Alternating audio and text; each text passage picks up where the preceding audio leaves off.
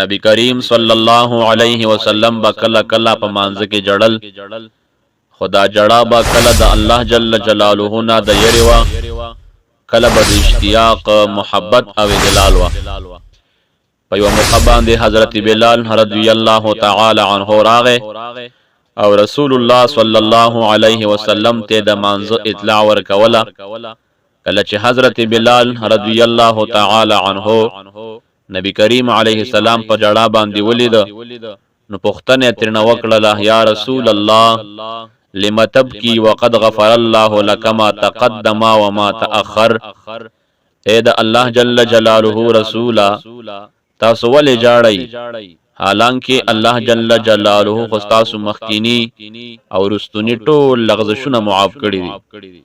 نبی کریم علیه الصلاۃ والسلام ورته فرمایل، افلا اكون عبدا شکورا، ایا زد الله جل جلاله شکر گزار بنده جوړ نشم؟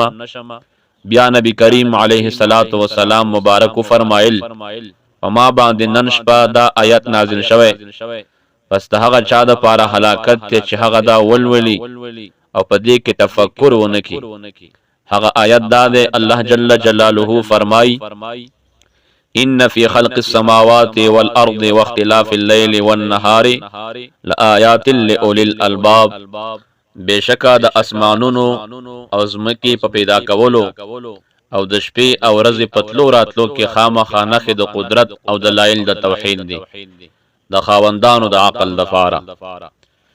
د مشکات شریف حدیث ته صحابی مبارک فرمای، اتیت النبی صلی الله علیه وسلم وهو يصلي ولجوفه ازير كازيز المرجل. ز رسول الله صلی الله علیه وسلم تراغلما او نبی کریم علیه الصلاۃ والسلام مبارک منس کولو.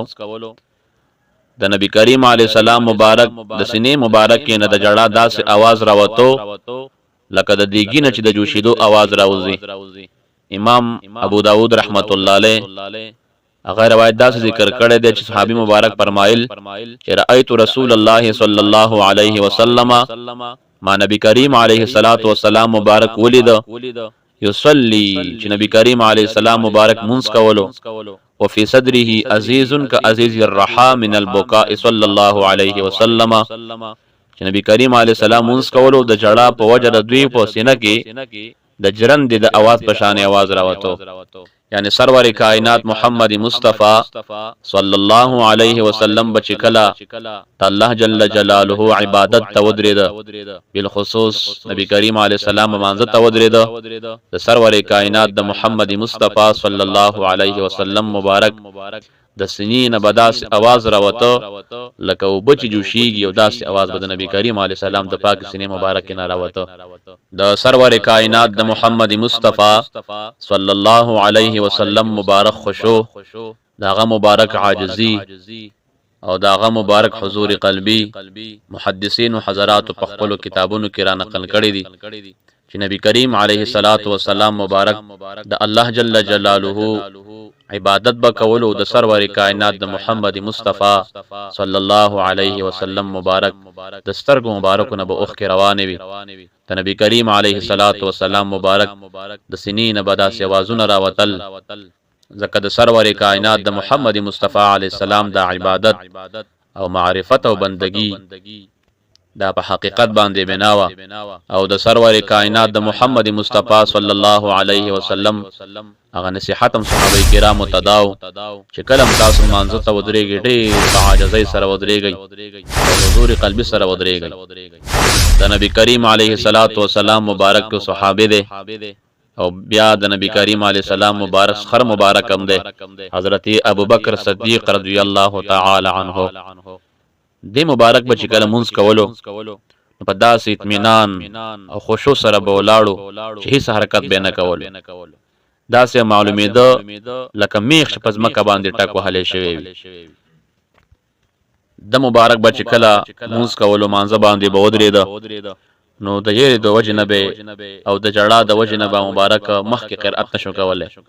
امام بخاری رحمت الله علیه، امام مسلم رحمت الله علیه د حدیث ذکر کړی دی. حضرت عائشہ رضی الله تعالی عنها فرمای چې کله د رسول الله صلی الله علیه وسلم بیماری سخت شوه، حضرت بلال رضی الله تعالی عنہ راغه او نبی کریم علیه الصلاۃ والسلام ته د منځ خبر ورک. نبی کریم علیه السلام مبارک فرمایل مرو ابا بکر ایصلی بالناس، او بکر صدیق مبارک ته امر وکړي چې هغه په خلکو باندې منځ وکړي. حضرت عائشہ رضی الله تعالی عنها فرمای چې ما نبی کریم علیه السلام ته فرمایل چې یا رسول الله ان ابا بکر رجل اسیف وانه متى ما يقوم مقامك لا يسمع الناس فلو امرت عمر. حضرت ابوبکر صدیق مبارک چې دینو د ځړنه ډیر زیات نرم دی او د مبارک باندې جړه ډیر زیاته غالب وي، خشوع او حضور قلبي په غالب وي. حسنه چې ابوبکر سره مبارک مخ کې شو خلک بیا شاته قرأت ناوري. کچرته تاسو حضرت عمر سے مبارک ته امر فرماند دا ډیر زیاته خوي، یعنی حضرت ابوبکر صدیق رضی الله تعالی عنہ مبارک شو نو د مبارک به دومره په خشوع سره په عاجزۍ سره منځ فرمایلو چې مبارک به د چړه د وجینا وړاندې قرأت نشو کوله. دا اولیاء او دا صالحین او د الله جل جلاله مقرب دوستان دا چې دومره مراتب ته رسیږي نو دا په حقانیت سره او پرختینی بندګۍ سره الله جل جلاله ته قرب نصیب کیږي. دا دومره خلفای راشدین او د غرنګ صلحاء اولیاء نیکان فاکان چې دا دومره درجه عمومي نو دا وجداوی چې دیو په حق سره عبادت کړي وي. نن کومنګ او تاسو ګورو عام معاشره کې چې کله مانځ باندې انسان ولاړ وي نو سوچ به د پټي او د کټي سره وي. الله جل جلاله هغه عبادت ته به سوچ او فکر نوي. نو الله جل جلاله دې مونږ او تاسو ته عاجزي، حضور قلبي، خشوع را نصیب کی. یقینا چې کله مون د خشوع او د خضوع او د حضور قلبي نه عبارت شي هغه الله جل جلاله قبلي. الله جل جلاله په دغه مصلی او انسان ته بالخصوص مسلمان ته په دنیا او آخرت کې مرتبه ورکړي، درجه ورکړي او الله جل جلاله ورته په دغه منځ باندې اجر او ثواب ورکړي.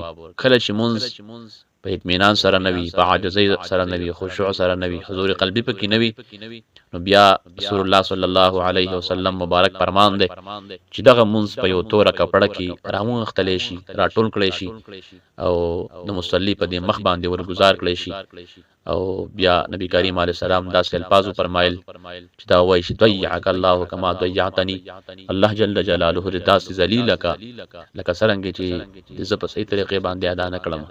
نو ګوره نبی کریم علیه السلام مبارک دا فرمان دی چې کوم انسان په عاجزۍ سره په حضور قلبي سره منځ فرمایي الله جل جلاله دغه منځ قبلي.